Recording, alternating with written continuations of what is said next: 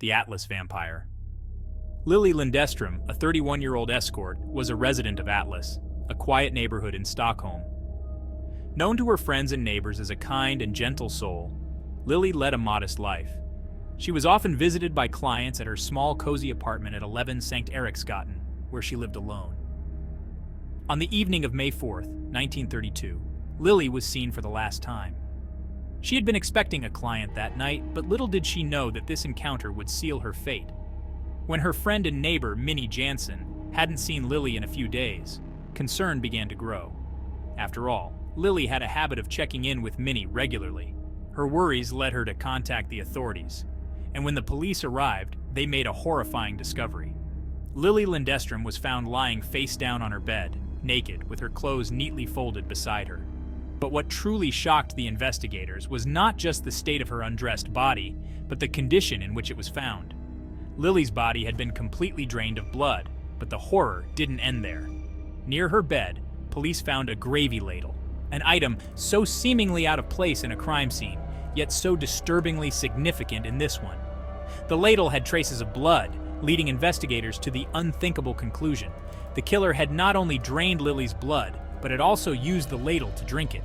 Swedish newspapers quickly picked up the story, dubbing the unknown assailant the Atlas Vampire. As fear gripped the city, the police were under immense pressure to find the person responsible for this heinous act. But despite their best efforts, the investigation hit a dead end. No fingerprints, no signs of forced entry, and no clear motive. Just an eerie, bloodless body and a bizarrely placed gravy ladle. Suspects were questioned, leads were followed, but nothing conclusive ever emerged. The case grew cold, leaving the citizens of Stockholm with a chilling, unsolved mystery. How could someone commit such a grotesque act and disappear without a trace? To this day, the identity of the Atlas Vampire remains a mystery. Was it a deranged individual with a bloodlust, a ritualistic crime gone horribly wrong, or something even more sinister that we cannot comprehend? We may never know. Lily Lindestrom's tragic fate serves as a dark reminder of the unknown dangers that can lurk in the shadows. Though time has passed, the haunting legacy of the Atlas Vampire continues to send shivers down the spine of anyone who dares to delve into this terrifying tale. In 1975, World War I veteran Victor Goddard made headlines when he published an old photograph of his RAF squadron, a simple black and white image that would soon become one of the most perplexing and eerie ghost stories of the 20th century. The photograph, taken during World War I, appears at first to be an ordinary group shot of airmen, all dressed in their uniforms, standing proudly in front of the camera. But look a little closer, and the image reveals something far more unsettling. In the back row of the photograph stands a man who appears to be just like any other squad member, his face slightly obscured, peering over the shoulder of another airman. But this man, Victor Goddard and his squad mates would soon confirm, was not just any airman. They identified him as Freddie Jackson, a mechanic who had served with them in the squadron. The only problem? Freddie Jackson had died 3 days before the photo was taken. Freddie's death had been a tragic accident. He had been killed when he was struck by an aircraft propeller, an incident that had left his comrades shocked and grief-stricken. His funeral was held the day the photograph was taken, yet there he was, seemingly standing alongside his fellow airmen in a ghostly presence that defied all logic. The men who knew Freddie well were adamant in their belief that the figure in the photo was indeed their late friend. His face, though partially hidden, was unmistakable to those who had served with him. But how could this be? How could a man, dead and buried, appear in a photograph taken after his death? Some skeptics have tried to dismiss the image as a case of double exposure, a common photographic error at the time. However, this explanation fails to satisfy those who knew Freddie personally and were certain of his posthumous appearance. They believed it was Freddie's way of joining the squadron one last time, refusing to let death keep him from the camaraderie he had shared with his fellow airmen. This photograph has since become one of the most compelling pieces of evidence for those who believe in the supernatural. It's not just a ghost story, but a tale of loyalty and the bond between soldiers. A bond so strong that not even death could break it. Whether you believe the story of Freddie Jackson or chalk it up to coincidence, one thing is certain. The ghostly image of Freddie standing among the living serves as a chilling reminder of the mysteries that may linger just beyond our understanding.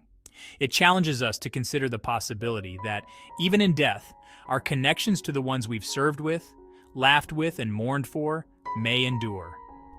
The ghost of Freddie Jackson remains a haunting testament to the idea that perhaps in some mysterious way, those we've lost never truly leave us.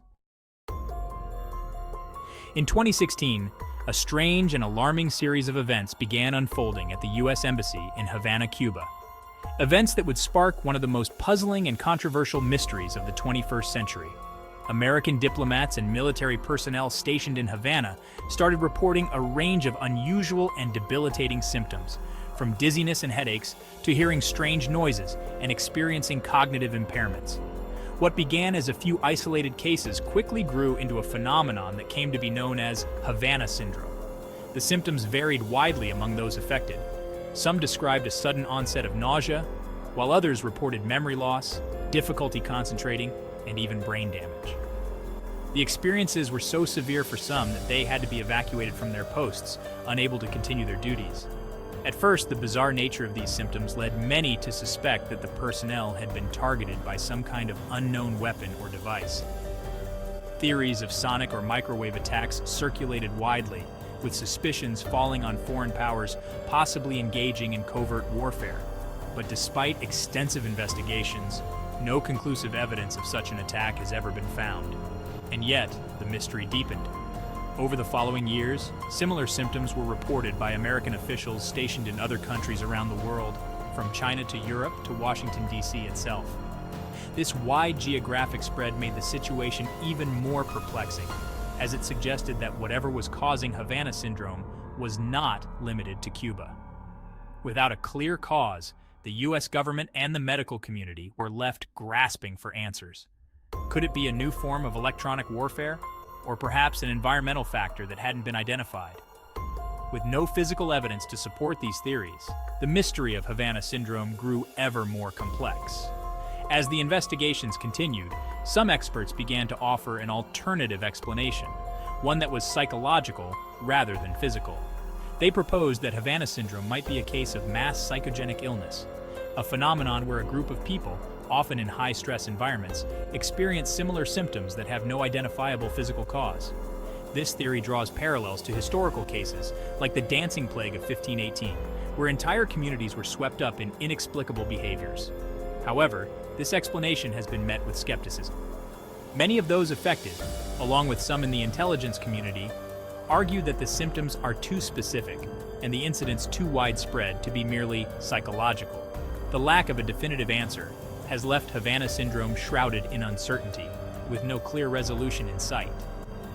The mystery of Havana syndrome raises profound questions about the intersection of psychology, technology, and international relations in our modern world. It challenges our understanding of how stress and environment can impact health, and leaves us wondering whether we are facing a new kind of threat, one that we do not yet fully understand. As the search for answers continues, Havana syndrome remains an unsolved case. A chilling reminder that even in our age of advanced science and technology, there are still phenomena that defy explanation. Whether a psychological condition, a new form of warfare, or something entirely different, Havana syndrome continues to baffle experts and haunt those who were directly affected. In the end, Havana syndrome stands as a modern enigma, a riddle that may never be fully solved, but one that continues to captivate and concern not only those in the halls of diplomacy, but the wider world as well.